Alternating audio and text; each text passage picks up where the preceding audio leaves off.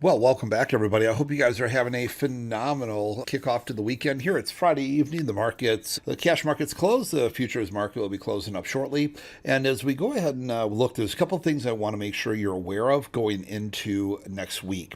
So, first of all, backing up for a moment, people often ask me, Rob, why do you look at like the NASDAQ and the SPY or the SPY versus the ES and all these different things? Well, so I just want to remind people, for all of you that have joined me recently, and I just want to make sure you guys understand having that look of like what a lot of institutionals and regular active traders and investors are looking at, like the SPY, combining that with like the Nasdaq futures gives me a real good radar between those two, for instance.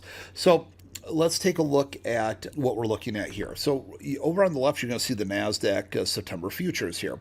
Well, what we see over here is that we had a recent high over here, okay, and now we're pulling back. I come back out of this, and there's some short-term opportunities here, but we hit into some resistance. Well, if you look at this a little bit closer, now let's take a look at like the hourly chart. The hourly chart was making a real huge spike here earlier today, but we were not making a higher high with my indicators, also known as a negative divergence, which fired off. Incidentally, the SPY also fired off a negative divergence at that time. Meanwhile, the SPY was hitting resistance over here while we were also losing momentum on my all-important ITP indicators. So what you're seeing here, when you look at the two of these, you're getting a really good picture, Hey, negative divergence on the SPY, really solid negative divergence on the NQ there, the NASDAQ futures hourly chart. The SPY daily chart was really struggling at resistance with falling momentum, and the NASDAQ was having a spike up this morning with falling momentum there. Why is this so important? I've taught you this strategy many times in the past. I know I haven't offered my ITP indicators like on any sort of special savings, and nor am I doing that tonight either, since like a year, last year sometime, which is why I told you guys to get those back when you had the chance. But during that training, you'll recall the all important strategies of we get these spike up, but we're getting the declining market energy there.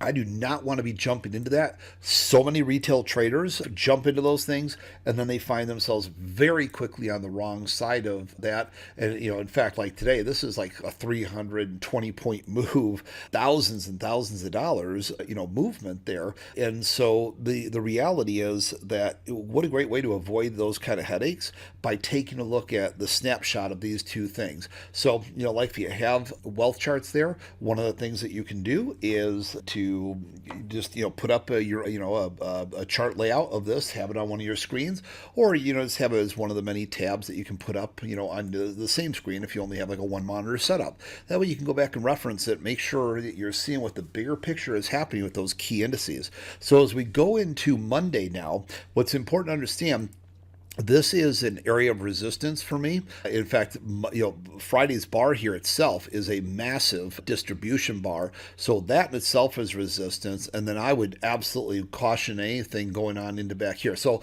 in other words, if we come into Monday morning and the market's gapping up here, but we've had this declining market energy, unless it, gaps up there, kind of pulls back and starts to take back off again, I'm not going to be interested in that kind of trade yet at that point. I'm in the wait and see mood at this point. I want to be from Missouri today and show me. So, the reality is when I do not like this, remember gang, look at this. This is what I want. I want huge market energy coming in. Look at this. That's what I want. That's what's going to go ahead and make me a happy person. Declining, no. I'm especially when it's making new highs or close to new highs and things like that. There's a lot of hidden risks with that. So I want to make sure everybody understands that going into Monday. Take a look at your Nasdaq future. Take a look at the SPY.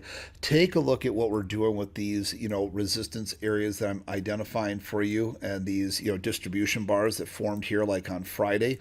And ideally, make sure not only do we break above that, but let's see if we can get some market energy pushing back into the direction of the trend before getting too cute with, just coming in buying long, first thing Monday morning, especially if it gaps up, breaks through those areas. Want to see some sort of pullback first before resumption. So this is just really important because we got massive distribution bars, even on hourly charts, like in the NASDAQ futures. You can't see it the same way in the SPY, which is why it's great to have that extra radar there. But you can, see the distribution on both the SPY, negative divergence on the SPY and the NASDAQ. So a lot going on there to go into Monday, and also a great way to avoid. I taught you that strategy before when going ahead and doing like ITP events. I know it's been since last year since I did one, but the strategies live on, forever and a day. And so it's so important for you to be reminded of these things when you get those pop-ups, but you're not getting the continuity there.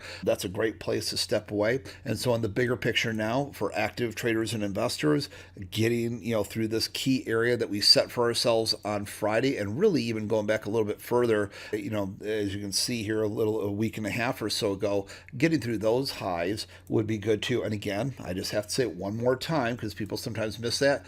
If I walk in Monday morning, we're just above that level, I'm not just going to jump right into that. I really want to see if we get above that level, do we have some sort of pullback and then resumption with a fresh buy? Then I'll be more interested in something like that. So that being said, have a great weekend. These are just some key things I want to make sure you're on the lookout for going into Monday, because it's really tempting to get caught into these quick little buys and completely miss what's good. It's just like an MRI.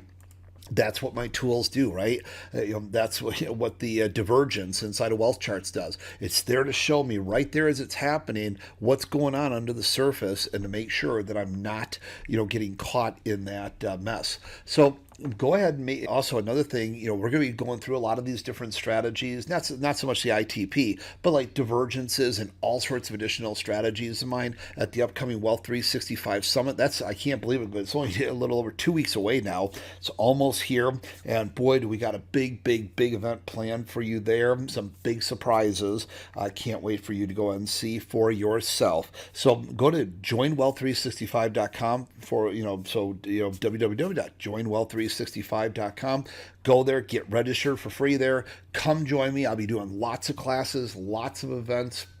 And I can't wait to go ahead and spend a very special week with you there, July 15th through the 20th. It's going to be big. All right. So I'll look forward to seeing you guys there. But again, please, that's joinwealth365.com. But don't forget about this all important message I want to make sure you have going into next week. Have a great rest of your weekend, gang, and we'll look forward to seeing you soon. Take care, everyone. Bye-bye.